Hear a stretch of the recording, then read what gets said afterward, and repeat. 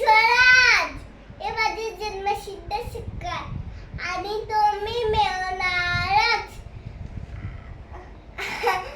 नमस्कार, मी लोकवंदे टिळक झाली आहे आणि त्यांचे पूर्ण नाव बाळ गंगाधर टिळक आणि त्यांच्या वडिलांचे नाव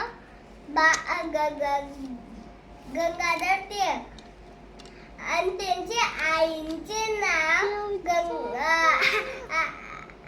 पार्वतीबाई आणि त्यांच्या जीवनाच्या एकच देव होता, स्वराज आणि स्वराज. जय हिंद, जय भारत, भारत माता की जय. वंदे मातरम, वंदे मातरम, वंदे मातरम.